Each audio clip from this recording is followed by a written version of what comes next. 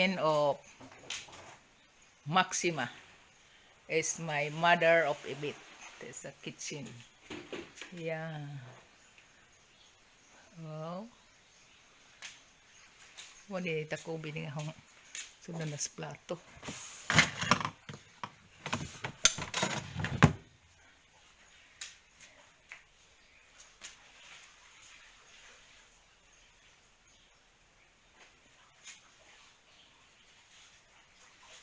Yes.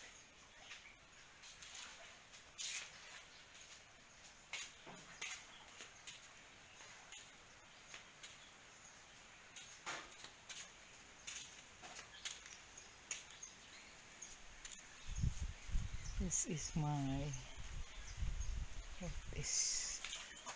abo kusina. This, yeah. Sugang.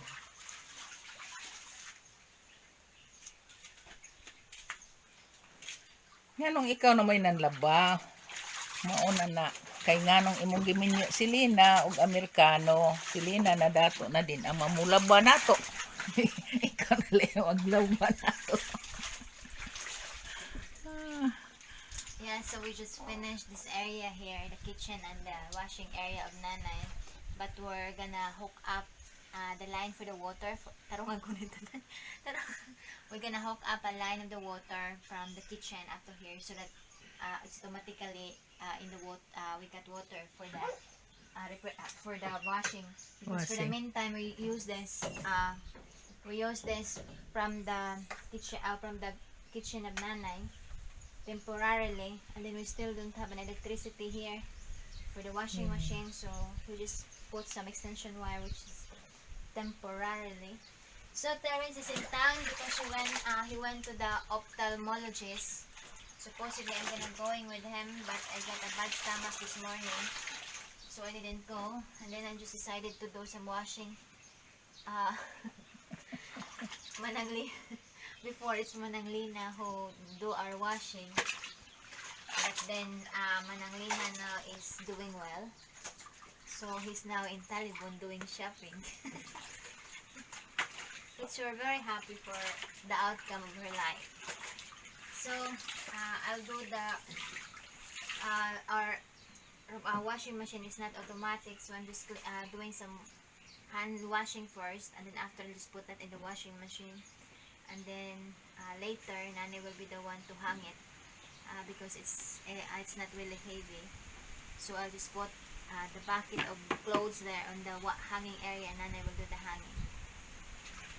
Yeah, so it's beautiful day. It's very beautiful day, right, Nanay? Yeah. That is a beautiful day. The other problem of doing washing, doing the laundry, it's very painful in the back.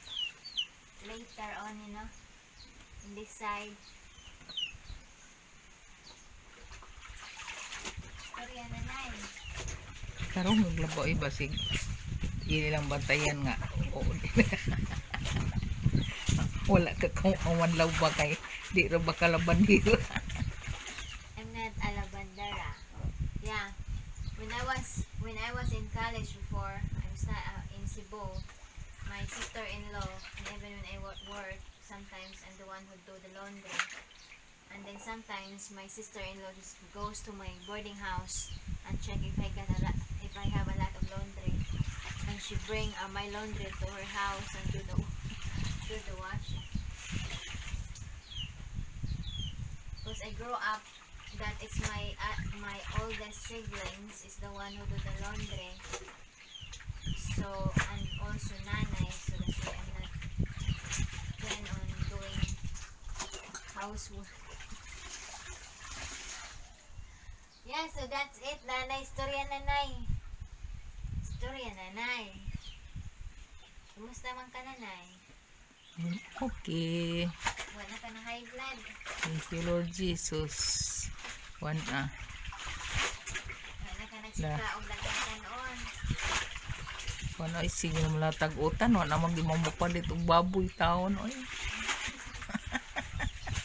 Nanay, learned that we always eat vegetable now because we didn't buy any meat.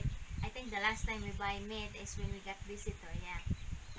When we got our last visitor is Jan S, so that's the time that we buy some meat. After that, we didn't buy any meat anymore because if we got meat in the ref, in the refrigerator, and I decided to eat meat, then Terence will also gonna eat. So Terence and I decided that if there's no meat, there's no temptation of eating meat. So it's just vegetable.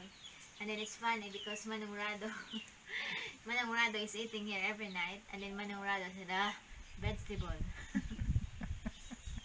Because before usually we got me pork, nilatan nga baboy, sinigang, and then but now for I think over 3 months now or 2 months, we're always having vegetable.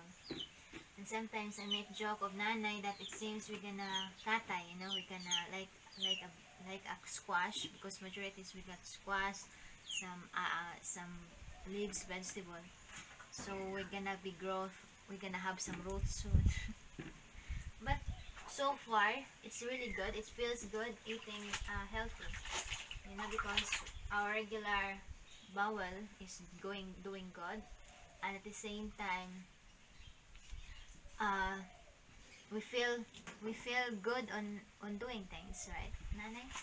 Yeah.